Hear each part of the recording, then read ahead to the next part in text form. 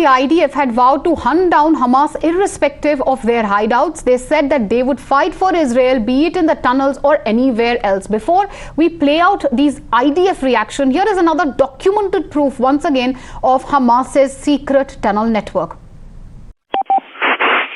תחנות פיקוד הדרום כאן קודקוד.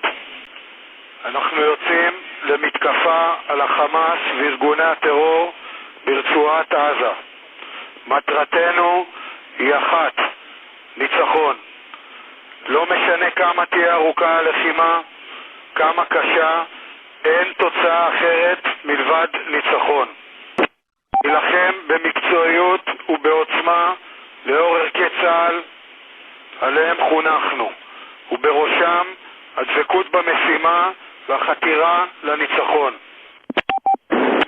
אנו נילחם בסמטאות, נילחם במנהרות, נילחם היכן שצריך, ונכה את האויב המתועב מולו אנו עומדים. אחי הלוחמים, התושבים של בארי, שדרות, ניר עוז, כפר עזה ויישובי מערב הנגב, ואיתם כל עם ישראל, כולם מביטים בנו כעת. כמוני, גם הם סומכים עליכם ומאמינים בכם. אתם דור הניצחון. כאן קודקוד, נו למשימותיכם, הכו באויב, סוף. Pradeep is also live with us on the broadcast. Pradeep, as Israel is now expanding its ground operations, they're also focusing, of course, on these hidden terror tunnels, the dens from which, Hamas has been operating. Take us to really Israel's operation, how they are penetrating deeper into Gaza and especially targeting these terror tunnels.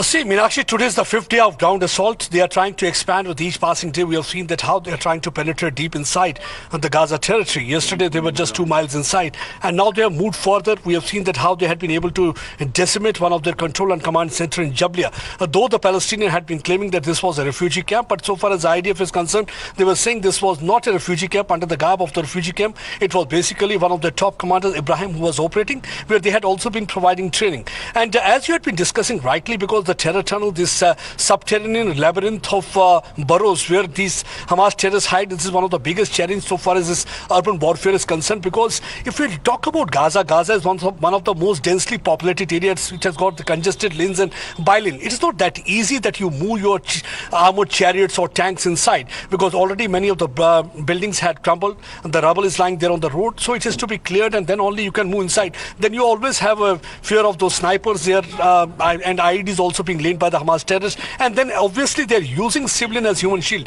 As you rightly said, they want to put blame on Israel that this is not a war against Hamas. They are basically trying to punish people of Palestine. The reality is that basically Hamas terrorists are using them as human shield. See, look at the paradox. On one hand, where the Israelis, they have constructed the safe shelter for the people here.